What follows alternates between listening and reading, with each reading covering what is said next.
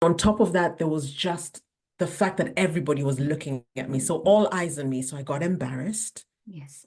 And I was like, oh my goodness. So what I decided, what I came to realize later, what I decided at that moment is I am not intelligent.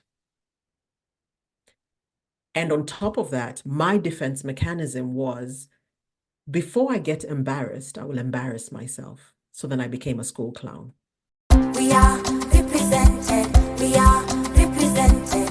We are represented. Welcome to Represented, the podcast. I'm Aniki Shuru, racial equity coach for online business owners who want to be intentionally inclusive by building a business that is racially equitable. I created this podcast to normalize a conversation around racial inclusion so that fear is no longer the barrier that gets in the way of doing this work. This isn't about perfection, it's about progress. Whether you're taking your first steps or you're well-versed in the journey towards racial equity, this space is for you. So welcome home, friend. Let's get started. From coast to coast, around the globe, we are represented.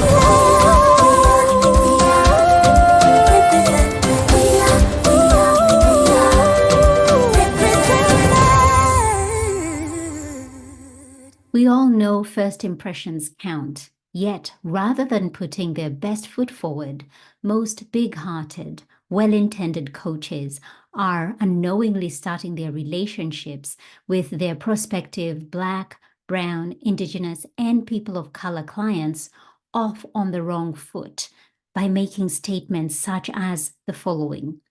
No, no, no, no, no. Where are you from originally? Wow, your English is so good for a Black person. Your skin tone is not dark enough. Are you sure you're from Africa? We have a scholarship program to support people just like you. These subtle yet gut-punching microaggressions can feel like death by 1,000 cuts for a person of color as they are continually reminded they don't belong. That is why I've put together a training called Microaggressions 101, where I help you to understand how to hold safer spaces in your online coaching business that will see you serve a wider and more racially diverse audience. For instant access, head over to anigishuru.com/LT. That's anigishuru.com, GICHURU.com/LT. The LT is for live training, and you can find this link in the show notes. I've just finished having a conversation with Hezeliya Kariuki, and you are going to love her. She is a woman of faith, and she shares deeply about how her work intersects with her faith. And what I truly enjoyed discussing was the framework she's created as a life coach to support her clients, which has the acronym A.R.T, A-R-T, where she goes through awareness, the root cause, and then the transformation. Hazel is somebody who took me from interviewing her to feeling like I was just a client in one of her group programs and just watching her do her thing as a coach, and also sharing her childhood trauma, some of the things that happened to her that shaped her into adulthood, and how she was able to uproot that and now become the coach that she is. But before we get into the episode, let me tell you a little bit about Hazel. Hezeliya Kariuki is a dedicated life coach specializing in empowering women to transition from feeling stuck to living lives filled with joy and purpose. With a compassionate and strategic approach, Hezeliya guides her clients to unlock their potential and embrace their true passions. In addition to her life coaching services, Hezeliya is an integral part of the Money Mastery Academy, where she mentors aspiring entrepreneurs and offers training to corporates. Through her guidance, her mentees gain the skills and confidence needed to scale their businesses and achieve financial success. Hezeliya's dual focus on personal fulfillment, and business acumen makes her a dynamic and inspiring force for change. Here is Hazel. Hey there, everyone. Welcome back to another episode of Represented Podcast with me, Annie Gishuru. Today's episode, and I know I say this all the time, but honestly, the guests I've been having have been phenomenal. But today I am exceptionally excited because I've got what I would call a childhood friend. Hezeliya Kariuki was a schoolmate of mine. She was a year ahead of me. And what I remember about Hazel was that she smiled. She had this smile that was on her face all of the time. She brought joy to the schoolyard. She was fun. And reuniting with her about a year ago, which has been over 20 years since we last saw each other, she hasn't changed that much. There's still little Hazel in there, even though she's a mom, she's a wife, she's a life coach. And so, Hazel, welcome, my dear. Thank you. Thank you so much for having me. It's so exciting to be here, honestly. I'm really excited. It's so interesting hearing how people viewed you when you were a kid. And yeah, it's yeah, excited. I'm excited. Thank you for saying yes, and thank you for being here. I feel like this conversation today will be a lot of discovery because we haven't been in contact, obviously, for that long. And Yeah, I only found out you were a coach when we were at my sister-in-law's, bridal shower. yeah. And you're like, I'm preparing for this, for this. I don't know, was it a presentation that you were doing? You're Yes. trying to get the Yes, it was a internet presentation. Yeah. you were trying to get the internet working and you said you were a coach and I was like, oh my goodness, I'm a coach Oh, too. And so yeah, it was a lot of I completely fully understood the things that you were trying to make happen in behind the scenes. And yeah, so Hazel, I would really, really love for you to tell us how you got here. So you're a life coach specializing in empowering women to transition from feeling stuck to yeah. living lives filled with joy and purpose. Mm, But I know it yeah, wasn't always like that for you. In fact, you go on to say that failing in school, hiding behind humor, and avoiding challenges led you yeah. here. Can you just Yes, it kind of did. take us back and bring us forward with how you got All here? right. Okay, so wow, where do we start? Um, when I'd say maybe about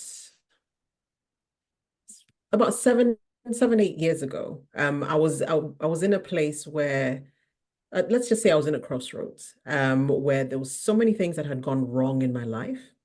And I'm a Christian. So for me, I was asking God, where are you? It was actually 7 years ago. My mom had just passed away, and I was not able to go see her while she was ill, and I was not able to go for the funeral. So I was just angry. I was just so angry. And that was like the cherry on top of so many of the things that had been going wrong in my life. And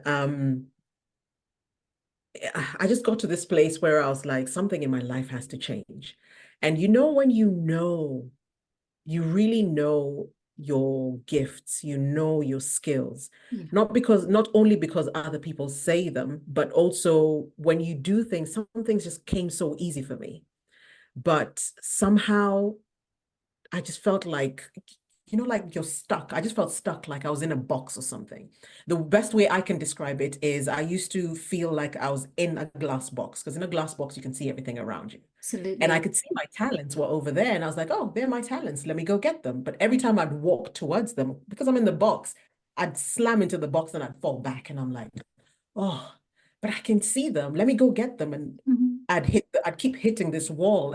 But I just could not figure out what this wall was. Wow. So I reached a point where I was like, I need to figure out what this wall is and get rid of it. And I was on Instagram as you are scrolling, and I see this ad of this lady who's talking about life coaching. I'd heard about life coaching, but being a Christian, I'm very careful of what I pick when it comes to life coaching. I would love somebody to coach me, but have an understanding of Christianity. Yes. And she started speaking about God and, and life coaching. And I was like, oh, okay, this is interesting. So I clicked on it and I listened to what she was saying. And she spoke a little something about business and, and other things. And I was like, okay, let me follow her. So I followed her for a bit and then I joined her academy. Mhm. And let me tell you, it was the right time and it was the right thing for me to do.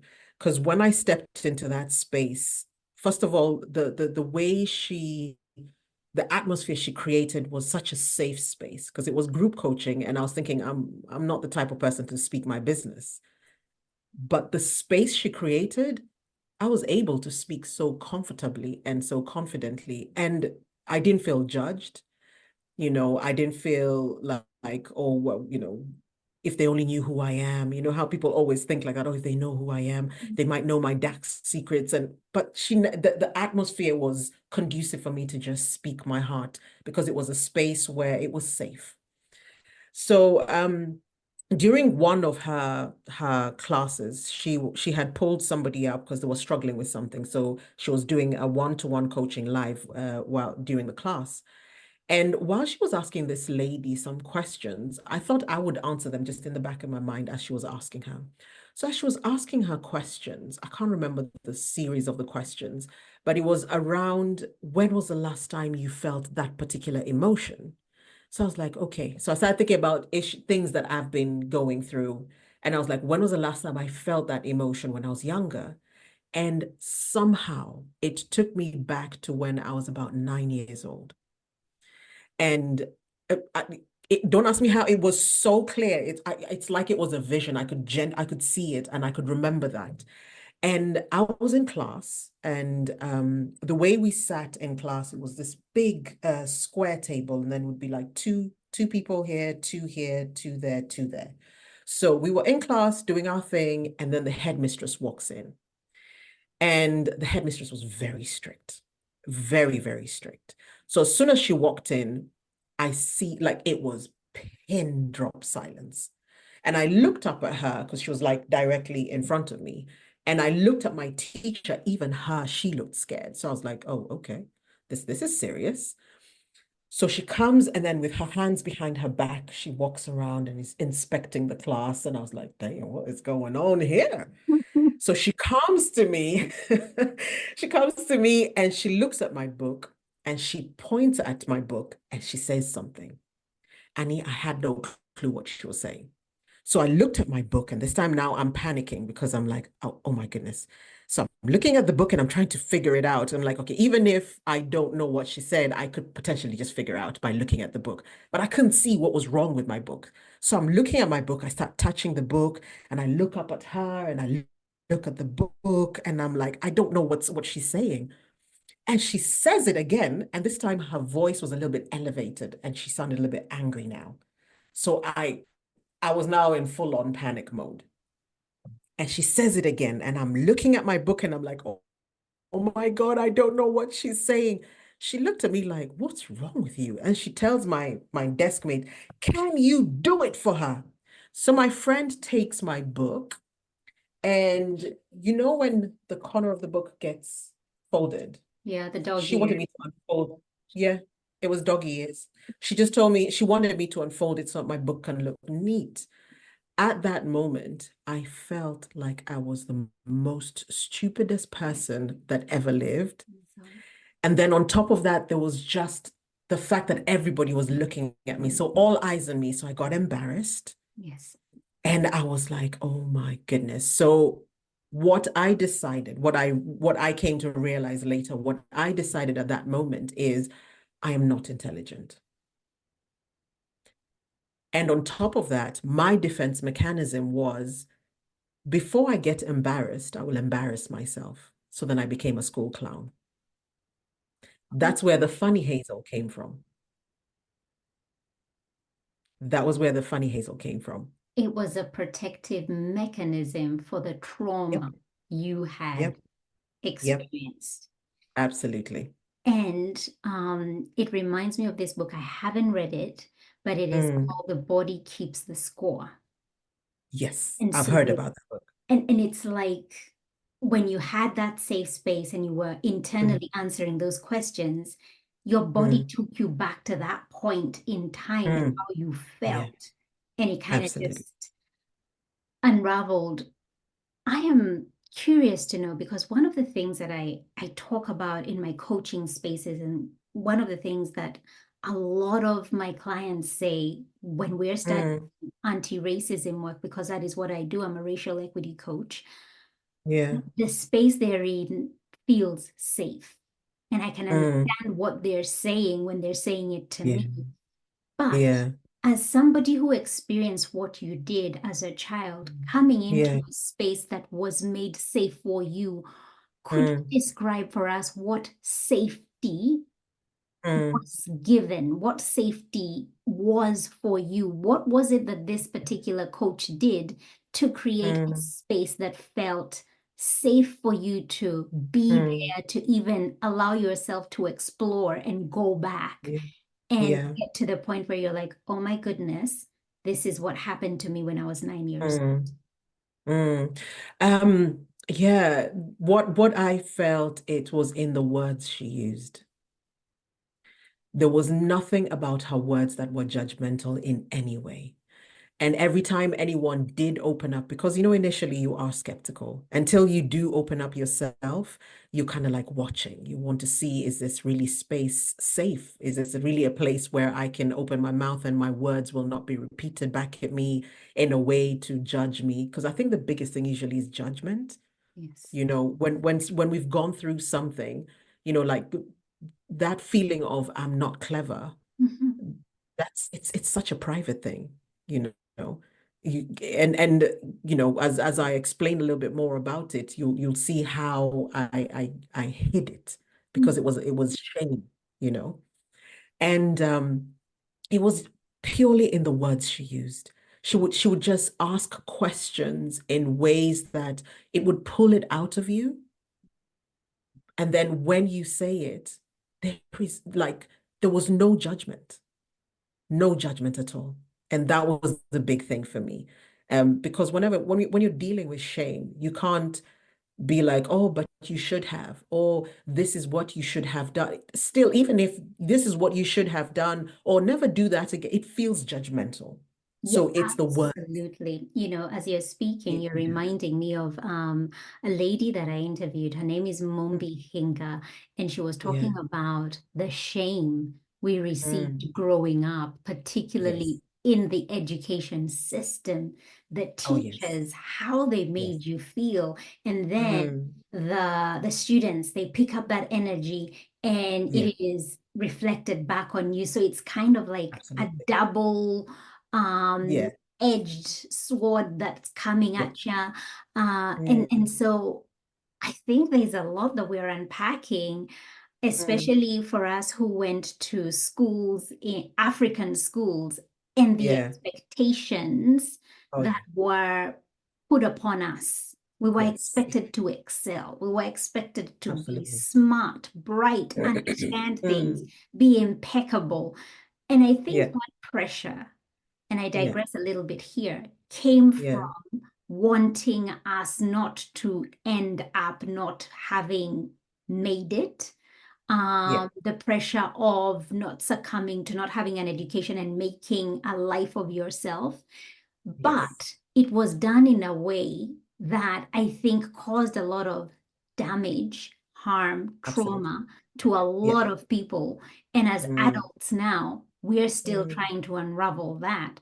Some absolutely. probably haven't even gotten there yet because, again, Mm, therapy is not something that as Africans, Black Africans, yeah. we are, we subscribe to. It's something that's really looked at Absolutely. as, oh, that's not something we do. We pray to God, Absolutely. particularly those who are Yeah. Christians. We pray to God and God will help you. We'll And sort it therapy is looked out. at like for those who have mental health, like it's something for,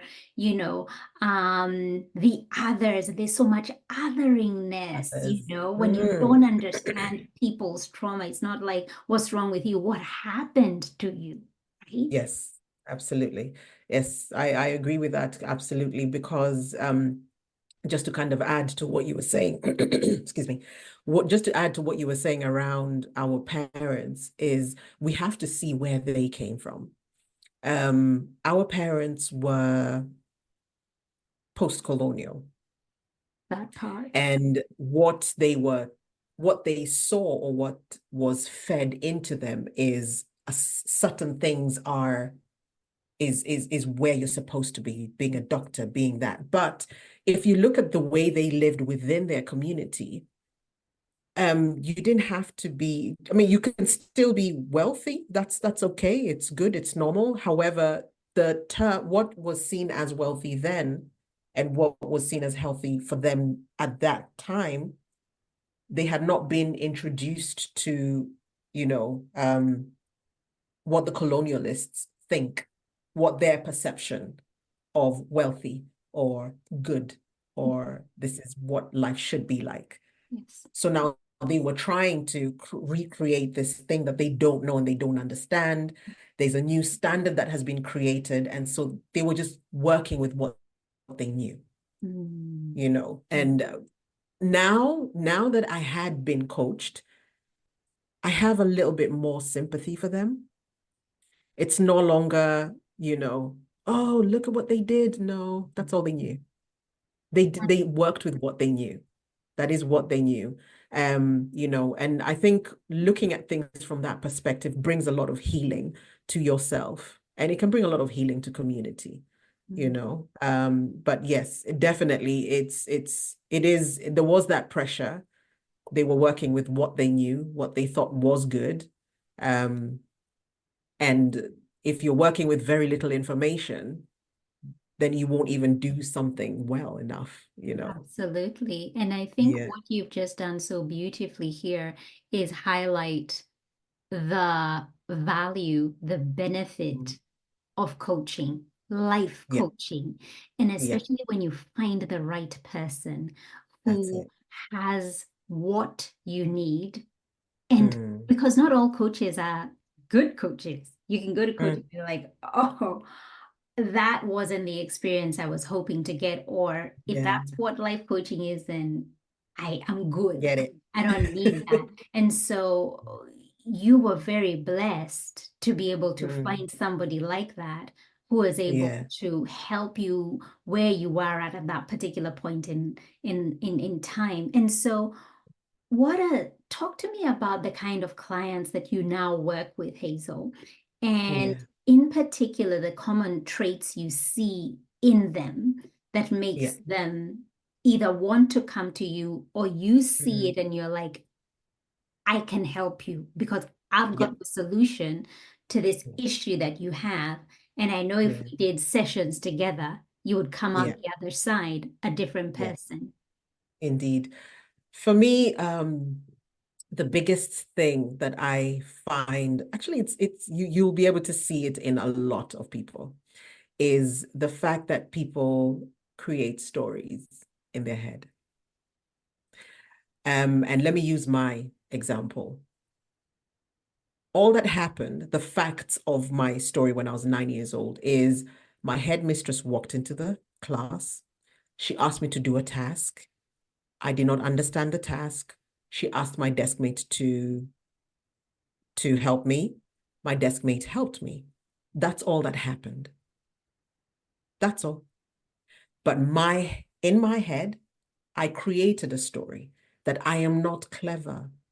I need to protect myself from embarrassment. And it's those creating stories, you know, where it's fairy tales, really. We create fairy tales and then we make that our life. For Mm. me, that's the biggest thing. It's helping people understand or be more aware of the facts and remove the extra fairy tales that they make. When I understood that, the freedom it gave me, I get angry less. Things offend me less. I'm able to move on quicker because yes, I mean, we are emotional beings and something will happen and we will feel the emotion, and we need to allow the emotion to be there because that's natural. That's who we are as human beings. However, once that has happened, you need to now analyze it and ask yourself, what actually happened? Not what do I think happened? What actually happened? And for me, that is what I like to separate those two. And when I've worked with a lot of my clients, that is what I try and separate. I bring them to the awareness of separating what is real, what actually happened, and what story they created. That is the big thing that I love to do. And then from there, I kind of like build from there. We uproot the lie. And then from uprooting the lie, I now give them tools on now living a transformed life. Which I'll explain at some point what, the system that I created while I was coaching. But in a nutshell, that's kind of what I find. And that is my next question. I was coming into your framework, but I want to take a step back because you've mentioned something about stories, the stories that we create in our Yes. head. And I wonder, Yeah. Hazel, Yeah. there is also a role that is played by the people who make us put Mm. these stories up in our minds because they Absolutely. play a very significant role. So your principal, Yes. there was a way she walked in, there was a way Mm. she looked at you, there was the way she Mm. questioned you. She didn't Mm. say what it was. She said, hey, you've got some dog ears here. You need to unfold that, which again, looking at it as an adult, I think is so pedantic. Like, Yes. hello, what is the issue? It's like you're looking to find fault. Yeah. And this is a little 9-year-old. Mm. And so she played a role in that. Mm. So as Yeah. much as I'm thinking, yes, they're the stories that we make up, but they Yes. are birthed from something that's happened that's made you Absolutely. believe how you are Absolutely. feeling. And it takes me to a quote by Maya Angelou when she said, Mm. you might forget what people say or what they did, but you don't forget how they make you feel. Made you feel. And so Yeah. she made you feel a certain way. Absolutely. And Absolutely. that stayed with you and made you Mm. into somebody you were not. Mm. This clown, you Absolutely. say, to kind of, Mm. that self-preservation Yes. strategy. Yeah. And so I'm just thinking for somebody who's listening, as much Mm. as yes, we do make up stories like, oh, what is wrong with me? Or I've made this whole thing up, and I will tell, like for me, I do that too, and blow something Mm. up, and my husband's like, you've missed the point here, Nyambura. This is Yeah. is that what you're telling yourself? I'm like, yeah. He's like, oh, that's so far from the truth. So it does Yeah. happen, but Yes. there's a trigger. Yes. Yes. And there is a trigger. And I think for me, the space I try and bring people into is if we focus on what the other person has done to us or how they have caused us to feel the way we feel, we will never move on. Right. We will never move on. So for me, it's around I can only take responsibility of my action. I Mm. can't take responsibility of what the other person is doing. And for that reason, I'm not going to stress myself trying to get the other person to be what I want them to be to me at that moment. That's not my job. I will give them information because it is important to speak out when somebody has offended you or has said something or done something that is not pleasing to you. It's okay to communicate it to them. How they choose to take it is none of your business. Your business is you have communicated, and that's all. What you need to worry about is yourself, your heart at that moment. Mm. Because there's another thing that I usually I teach a lot is around forgiveness. Forgiveness is key to live that free life. You know, that life that everyone is desiring. Forgiveness is so big. Forgiveness is so big. There's a story in the Bible. Jesus was giving a parable of a guy who was like a rich ruler. And this rich ruler had a servant who owed him money. So he called him over and he's like, dude, come, you need to pay me my money. But he was like, oh, forgive me, I don't have the money right now. And, and all of that. And the ruler was like, you know what? Don't worry, I'll cancel that debt. It's okay. And the guy was like, oh, thank you so much. As soon as he stepped out the door, he bumps into his fellow workmate and he says, dude, you owe me money. And the guy's like, oh, I'm so sorry. I don't, same thing. And he's like, nah, nah, nah, nah, nah, nah. I need that money and I need it now. So he's like, okay, so you're not going to pay me my money? Then he takes him to jail. So everybody around him was like, dude, why would you do that? You just got pardoned for an amount even higher Yes. than what your colleague owes you, and you couldn't forgive him. And so word goes round back to the ruler. By the way, do you remember that servant? Yeah, Yes. he got his friend taken to jail for the same thing, same reason. So he comes, so the ruler calls him back and he says, dude, I forgave you for what you for the amount of money you owed me, and you couldn't forgive your fellow man. Okay, for that reason, what I'm going to do, and this is the key part, what I'm going to do is, because you couldn't forgive, I'm going to take you to the torturers. And that's where Jesus ends the parable. And what he says next is the key thing. He says, so will my Father in heaven do to you if you do not forgive. That tells me if I carry unforgiveness, what I'm doing is I am taking, essentially, I'm just presenting myself to the torturers.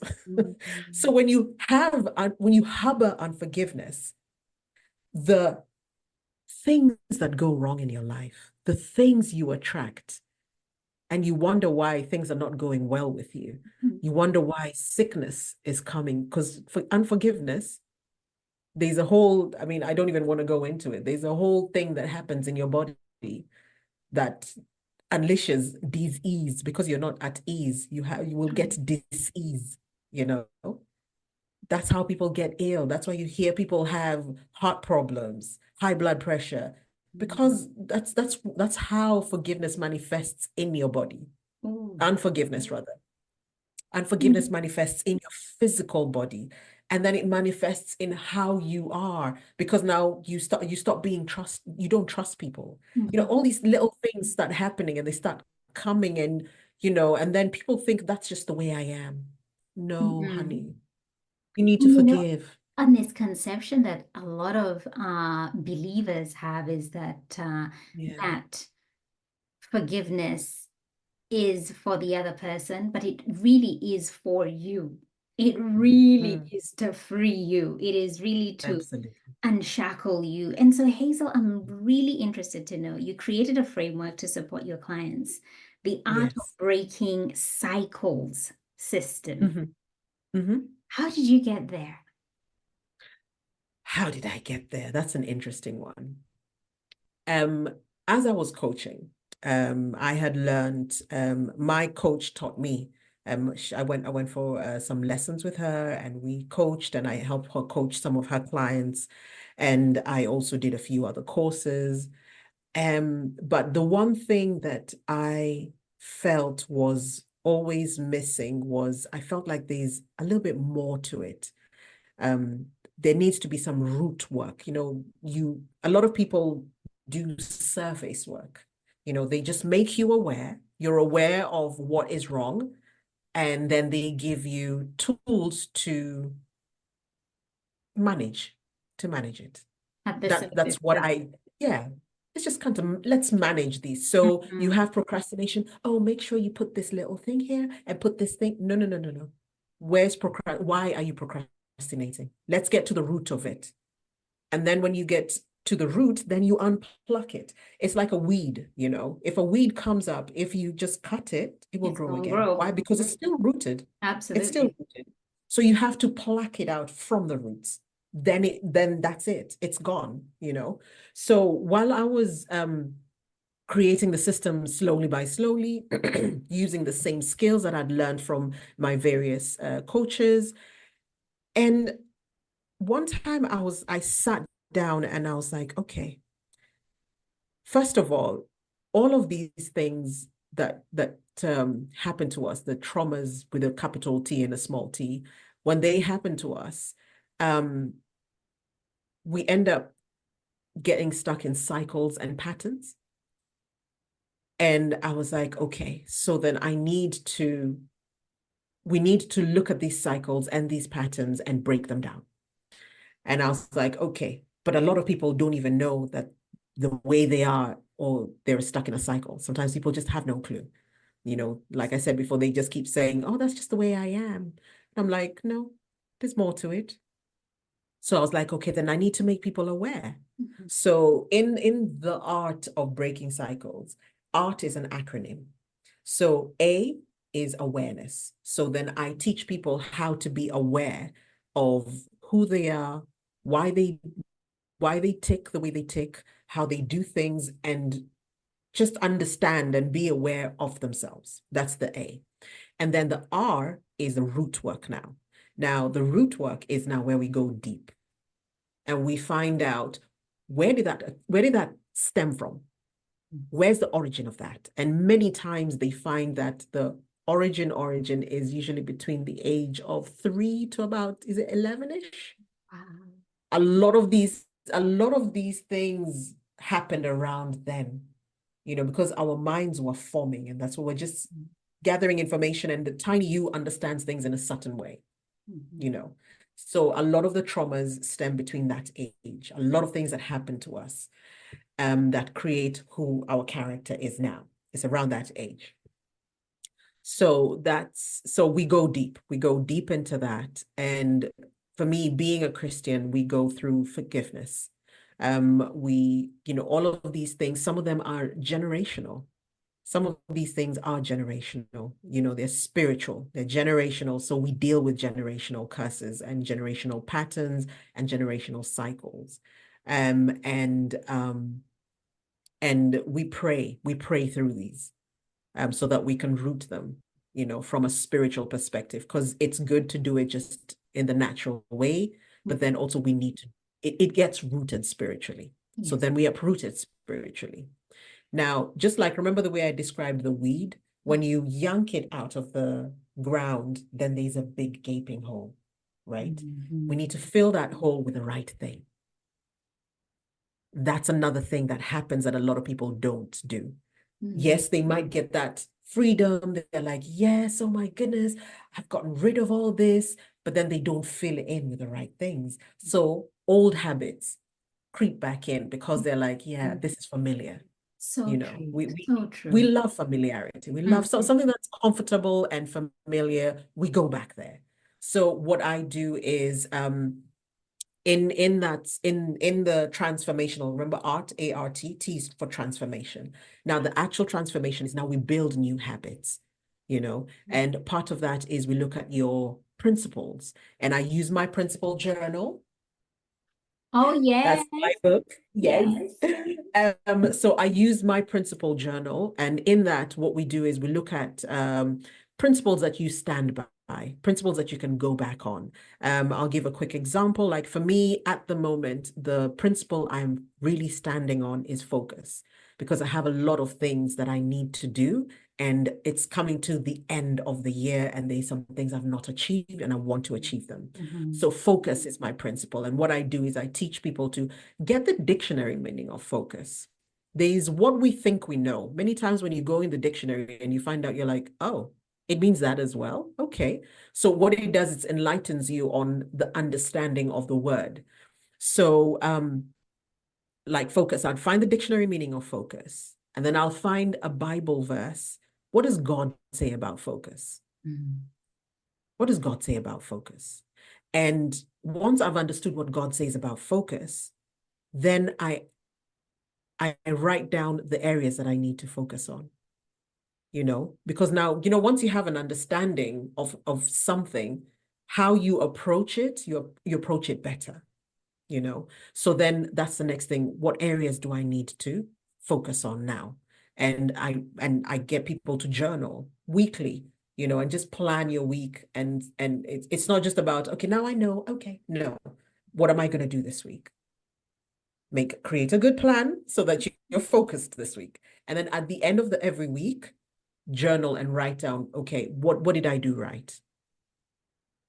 What can I improve on? What distracted me?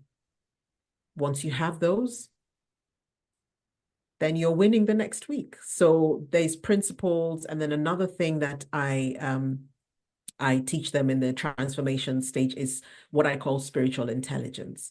I got this from what is his name? His name has just gone out of my brain right now. It's a book I read, and I was I liked that he called it spiritual intelligence. You know, though you have emotional Yes. intelligence and all, but he's a spiritual intelligence. And what spiritual intelligence in a nutshell is being able to pray to God to give you intelligence for whatever it is that you're doing. So if I am going into a meeting, I'm asking the Holy Spirit, what needs to happen here? And he gives me the intelligence and I'm able to perform it. If I'm going to meet up with my friends, I need spiritual intelligence. It's not just for business, work, it's for your day-to-day living. So you'll know what to say, when to say. So you're living a life on purpose. You're living an intentional life. So that's the transformational. So it's spiritual intelligence, working on your principles, and then vision, writing down your vision, writing down goals, live a life on purpose, So that's what my system is. Feel like I've just had a coaching session. I feel like I've stopped the podcast and now I'm listening. I'm a client. I'm hearing everything you're saying. And there's such a system to it, the acronym Yeah. ART, the principal journal. And I feel like you've got my notes, Hazel, because that was the next thing I was going to ask you about. You're the author of a journal, and I know you sat down with my little sister Kambua and you shared about your journal. But you Yeah. just answered that. And Yes. so we will go to the next one. And this is kind of Yeah. switching gears up a little bit. The Yeah. podcast is called Represented, and the core of Mhm. the things that we talk about is racial Mhm. equity. Mhm. Representation is so important. And so, been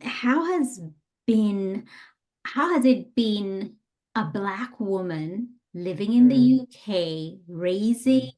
two kids with your husband? How has that been, knowing that we grew up in Kenya around Yeah. people who looked like us, sounded Yeah. like us, and Yeah. we kind of had the same traditions and mannerisms? Mhm. How has that been for you as a Black woman living in predominantly white spaces? Okay. So my story is a little bit different. See, what the way I grew up, we were exposed to a lot of things outside of just our community. And it goes back to my father used to travel a lot because he worked for the government and he used to travel a lot. So he never traveled with us, but he always brought stuff and gave us stories. So it almost felt like we knew what was happening out there. And my mom, growing up, she went to a Catholic school and it had German nuns. So a lot of the way she does things, it's been influenced by that. So the way we were brought up in our house, I did not have such a big cultural shock when I came to the UK. Mhm. It wasn't such a big cultural shock. For those who might be watching this and do not know, the kind of upbringing we had, um, when it comes to things like foods, for example, we ate African meals, right? That was just the ugali, the Standard githeri, procedure. the African Yeah. food. But in our home, we had a mix. My mom used to make pizzas before there was pizza in any pizza restaurant in Kenya. My mom used to cook us Chinese, so she baked all sorts of things. We had different types of pies and things that were not your typical Kenyan food. So for me, the space in our home was very diverse, I would like to say. Yes. Like the things that the culture was Multicultural. a lot of diversity. Yes, it was very multicultural diversity, even though we were 100% Kenyan and Tanzanian. you know. Yeah, So yeah. when I came here, I remember being warned, be careful, you have to protect yourself. There's a lot of racism. And so I came expecting racism. Wow. But when I got to the country, and I so happened to go to a I didn't even land in London. I went to somewhere in the northeast of England, and it's predominantly white. And I was staying with my uncle. So our family and those three other black families in the whole city, the whole town. Okay. And initially, obviously, that was a little bit, oh, okay. Um, but the funny thing is, when I joined my university, I had the most amazing friends. I mean, I never felt black once. I never felt black once. And that's why I always tell people my story is so different. I have been so blessed. And she asked questions so that she can understand. She's like, "Oh, so how do you do this?" And then I'd explain it to her. And I never felt it never felt unless I was naive, but I never felt like there was anything racial about it, or racist. It was She just said it from such an understanding way. And I because she just wanted to understand, and she just loved me like her little sister, you know. And I was so blessed to have that. Um, and so what that did, it shifted my mind about racism altogether. And I was like, not everybody is racist. Yes, there will be some people who are like that, but not everybody is racist, Yes. And so I never, it's almost like I shut that door to see racism. Did I ever experience it? Maybe I did, but I didn't know because I genuinely just shut that door. The only time that I can say I openly saw some kind of racism is one time I was walking from my house to where I worked. I had this job in a call center while I was studying. And as I was walking, this lady stops, looks at me and my cousin, moves back, looks us up proper, as she goes like, disgrace. I looked at her and me and my cousin looked at each other and we bust out laughing because we found it so funny because we're like, oh, we actually felt pity for her. Oh my gosh. Because we're like, we felt pity for her. We looked at her, we laughed and we continued walking and it never bothered us at all. Why? Because of, I guess it's also the mindset that we had. We Yes. chose not fully ignore it, but not dwell on the pain of it. Because I've seen how there's loads of people who sometimes you can see clearly they didn't work hard. And they're like, oh, they're being racist. I'm like, no, honey, you didn't work hard. You didn't do what you were supposed to do. You're just using that as a crutch as an excuse Yeah. for what Yeah. you've not done, and it's about, I guess it's also about, it's a thin line. It's a thin line. Sometimes it's genuinely racism, and sometimes it's just you not doing what you're supposed to do, or not being who you're supposed to be.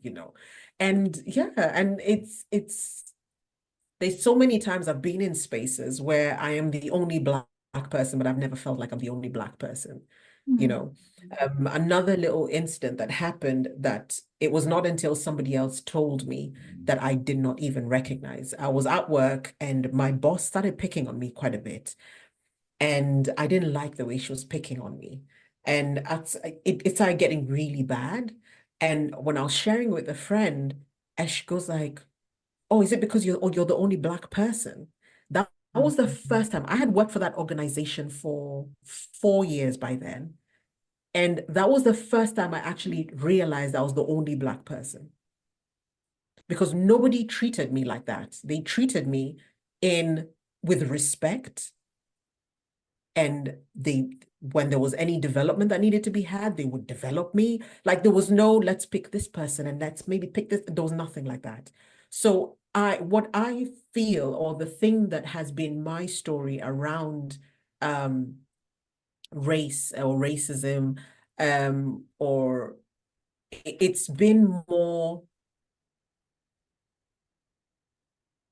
my posture has determined how they approach me. My posture has determined how they approach me. If I don't, if I feel like if I had that, there's a certain energy you can give that will just attract certain things, Mm. and this is back to the coaching thing. The energy you give or the energy you're carrying will attract certain things. So I always tell people, if you see you're attracting certain things, look back inside. Look Mm. back inside and see what am I emitting that's attracting? Why did I attract this? So for me, the way I have been, I'm just so confident in myself. I'm happy to be who I am, and it is what it is. Take me as I am, and that's never been a problem. The only thing that has been a problem is being a woman. Wow. Okay. Yes. Being a woman, that those are the things that I have noticed where I'm like, why did that guy get more than I did? Why am I not being seen as an equal in terms of qualification, for example? Why does he, why? There's another company I worked for a few years back, and it was the fact that I was a woman and that I was a foreigner to them because the company was American. And I'm a foreigner, like I'm African and I am British. Mhm, mhm. So those two were like the thing that were like, yeah, yeah, yeah. Then they would bypass me and go to people who are their fellow Americans. And I'm like, bruh, I am more Yes. qualified than that person. I have better abilities than they do, you Wow. know, This which is is which is so quite interesting. This is so interesting to hear, Hazel, because I don't think I've had a guest on my on the podcast who has not Yeah. experienced it in some way or other, whether it was covert or overt. Mm, They've experienced mm, it in some form. And yeah. so I honor your experience and how you move and exist Mm, in the spaces mm, that you do. And I think it's also really refreshing for the person listening to hear this other side of the story, to hear that there is mm, somebody who is based in the UK and they've lived mm, there for many, many, many years. And this is their mm, outlook on life and this is how they feel about it. But the gender bit, oh yeah, I felt something there. I can yeah. definitely tell you this is what I've seen. So it's really, really Mm, interesting. And this is why, our stories are so unique to who we are. Our stories are I so know. unique to the human that we are. And Mm, you mentioned earlier, Hazel, that you are a woman of faith. You're married to a yes. pastor, Yes, I am. and who is one of my brothers, my big brother's best friends. How does Yeah. your faith impact your Mm. coaching business? My coaching business is nothing without my faith. Absolutely nothing. Um, for me, the way I look at it, this is my calling. This is what God wants me to do. The way you see, there's a verse in the Bible that says that God has a plan for us. God has a plan for all of us. And this plan is to prosper us, give us good stuff, basically, in a nutshell. So for me, my calling is to ensure that people live a life filled with that purpose. Because I believe that God has, Mm. he's a good God. And there's a reason why he put every single one of us on this earth. And for me, I want, when you're aligned in the purposes that you were put on this earth, you function better, you're happier, because if you think about it, if you have a gadget, like you have a phone and you take the phone and try and brush your teeth, it's not going to brush your teeth. A No. phone was not created to brush your teeth. That's not what it was created for. It was created to do what it does, make calls and all the extra things that it does now. Nowadays, it's developed compared to them. You remember the dial? We've come a long way. We I think I sure just gave away have. my age. We sure have. And Yes, but then it's understanding that. And for me, it's about putting people back into what God called them to be so that they can live a life filled with purpose. filled with purpose. And Mm, when we met in Kenya, yeah, you told me that you were wanting to really support pastors' wives, you know. yeah, How's yes. that going? It has slowed down a little bit because I really wanted to make sure that I am fully aligned. It's not an easy space to be in Mhm. because one of the biggest thing that I've found within the space where pastors' wives are is trust. Trust is really um it's a big thing. It's a big thing because the space they are in is very fragile. There's a lot of judgment. There's a lot of, they struggle to trust that, can I trust this person with Yes. with my deep, dark secrets? So I'm still in the middle of creating that. However, the one thing that I've managed to do with that is there is a charity in Ghana called Togetherness Pastors' Wives. Mhm. And what it is, it's an organization where pastors' wives in a particular area in Ghana. I don't want to butcher the name of the area, so I'm not going to say it out loud. But there's a particular area where pastors' wives have come together, and what they do is they support each other.